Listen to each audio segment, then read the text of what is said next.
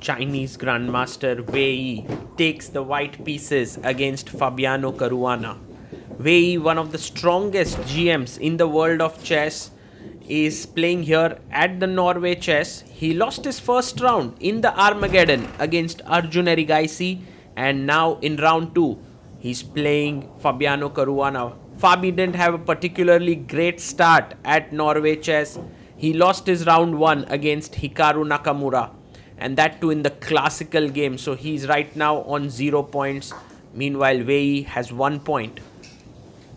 This will be a very interesting battle between two players who are well known for their very pragmatic style. They can be positional players, they can attack on will, they can calculate very well. So it'll be exciting to see who triumphs here. 2 hours each with 10-second increment after 40 moves.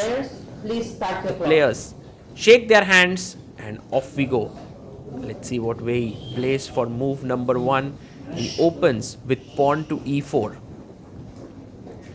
And Caruana, fighting chess, plays the Sicilian e4 c5. Will Wei Yi play for the open Sicilian with knight f3 and d4? Well, he starts off with knight f3, and Caruana can go d6, knight c6. He plays his knight out to c6, which means that if d4 is played, most likely he's ready to play the Sveshnikov. Wei Yi plays the Sicilian Rosolimo here, which is bishop b5. Well, some call it the Rui Lopez in the Sicilian because the bishop goes to b5. Caruana plays his pawn to e6 so that the knight can jump out to e7 and then defend the other knight. He pushes his pawn to c3, and d4 is what white wants to do to just build a good center. He pushes his pawn to d5. Black grabs space in the center here.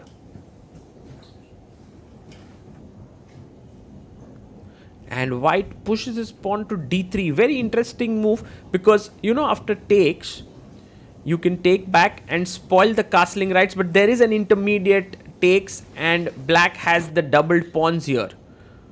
He goes bishop to d7, breaking the pin. And I guess pawn takes pawn could be possible.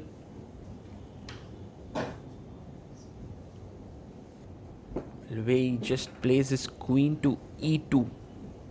A nice move. Now the threat is ed5 because ed5 impossible. There's a pin here. And Fabi brings his knight to e7. Also a very interesting move. If you take on c6, he'll take back with the bishop. Pawn to h4 by Wei Yi. And modern day chess at its best. The h-pawn will try to clamp down the black structure here on the king side with h5, h6. And black can decide whether he wants to play h5 immediately. He does play h5 and fights for space on the king side. And I'm actually very curious about this tension in the center. Will black take on e4 or will white take on d5? How will it pan out? What will be Wei Yi's next move? He castles for now. So with the inclusion of h4, h5, he goes for castling. And maybe a6, not such a silly move here. To just ask a question to this bishop. Where do you want to go? No, instead he goes d4. I gain space. Very interesting move.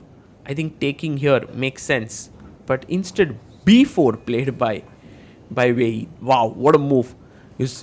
If you take here, he wants to take on c5, and if you take here, he wants to take on d4.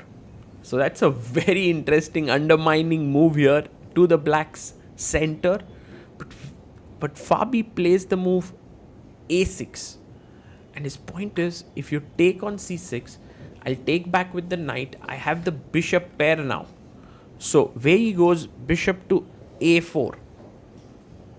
And the very logical continuation now is to push your pawn to b5. That makes a lot of sense now. And I think Fabi's going to play that. No, he goes knight to g6. Very interesting decision by Caruana, because he's now attacking the pawn on h4. So takes on c5.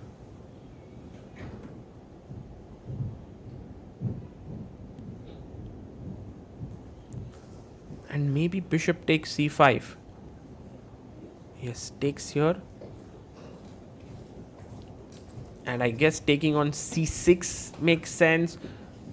Yes, he takes here, so as to then take the pawn on d4. Bishop takes here. And now if I take on d4, there's bishop takes d4, knight takes, queen takes, bishop b2.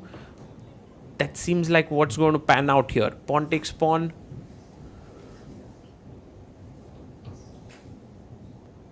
And he takes, bishop takes d4. Fabi seems to have calculated through all of this, but takes on d4. Queen takes, and he's attacking the rook now on a1. Time wise, both players doing quite well. Wei Yi has 1 hour 12 minutes. Caruana 1 hour 9 minutes. Bishop goes to b2, attacking the queen here. Once the queen moves away, the g7 pawn would be hanging. He goes queen d7. Bishop b5 to put pressure here. But by the way, can I snatch this pawn? But then there's rook g8. And if you go back, by the way, to bishop b2, then knight f4 attacks the queen and the pawn. So you can't take it. Knight a3 played, stopping bishop b5 because this is controlled. And also maybe wants to take on g7, although that pawn is still very risky. Caruana just pushes his pawn to e5, blocking the bishop, also fixing the square here on d4. I guess knight c4 makes a lot of sense, and the knight is going to b6. It's also attacking e5. And queen e6 played here. g3 is perhaps the most logical move in the position, and that's exactly what Wei Yi does. And for now, the position is quite even. He goes rook to d8. And maybe now knight e3 with the idea of knight to f5. The knight goes here, attacks g7. She goes knight to e7, trying to control the knight on e3. And f4. Oof. This one looks a bit too risky. I mean, you could have continued with rook f d1 or bishop a3, but f4 seems a little too drastic, I must say here. And Fabi finds the beautiful move, bishop b5. He's attacking this pawn on d3, so there's no time to take. If you take on e5, bishop d3, black is better. Plays rook d1. And takes on f4.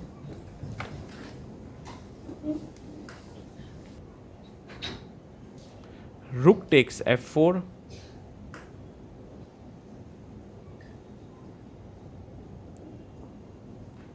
And pawn moves forward to f6. White jumps with the knight to f5 now. And maybe taking here. And suddenly it does feel like White's position is great, because there's pressure on h5. If you take here, yeah, he takes. And now rook takes. There's pressure here. If you play g6, rook takes f6. This pawn is well defended.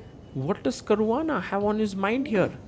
Oh, he chops off the pawn here on a2.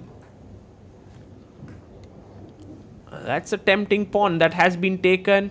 He pins here, but what about rook takes h5? Because if rook takes, there is queen h5. He takes on h5, but now there is an incredible move that Caruana has, which is short castle. If you take rook takes h5, there's queen takes h5 check. So there's no time to win the bishop. But can you find this move, short castle? It's a bit weird, because the rook is controlling the square, but the king moves only to g8. And it's allowed by the rules to castle, and he finds it. Impeccable move here, incredible move here. Short castles. The king looks weak for now, but there's no check on this diagonal. The queen, black queen is here. White queen is not moving in here. And you can feel it that Caruana knows he's better. Rook a1, but isn't just queen b3 very strong? Attacking the d3 pawn. Oh, queen b3, there is rook a3. So maybe the best idea is queen f7. Because that keeps an eye on the rook and also attacks here. Fabi will finish off this game perfectly because he's a calculation monster. Queen f7, rook comes to f5. Now you can take here with the bishop, but why not with the rook? Oh no, you can't take with the rook because rook takes b5. Oh, he takes with the rook. What the hell? Isn't rook takes b5 hanging because queen takes d3? Because if rook g3 in between, there's king h2. Still attacking here. Wei takes, rook takes b5. But now there's an insane move. Queen c4 with the threat of rook g3 and taking the queen. Look at this, queen c4. If the rook is saved, rook takes g3, king f1 defending the queen, rook g1 and takes, and Fabi plays it. Queen c4 is on the board, setting up a deadly disco, attacking the rook. Oh my god, Wei Yi has to resign here. He's going to lose material and he resigns. Fabiano Caruana beats Wei Yi with two beautiful moves. I absolutely loved how this move, short castles, was played, and then this move, queen c4, setting up a deadly disco. And one of the things that has been brilliant always about Wei Yi is how he analyzes after the game. He also has had a tough start here in this tournament with 2 losses. I mean, the first classical game he drew, the second one he has lost, so he's only on 1 point, but he's still very keen and curious to learn where he could have done better. But I thought this game, Fabiano Caruana played like a machine. He played so well. He played the opening brilliantly. And well, at some point Wei Yi was doing fine. Maybe f4 was a bit too risky, the way he played here. But that's why Wei Yi is such an interesting player in such tournaments. He believes in himself. He backs himself to beat players like Fabi, Magnus and Hikaru. And today was no different. It didn't go his way, but I'm sure it will. For now, Caruana moves to his first win in the tournament. I hope you enjoyed the game. This is Sagar Shah signing off. Bye-bye.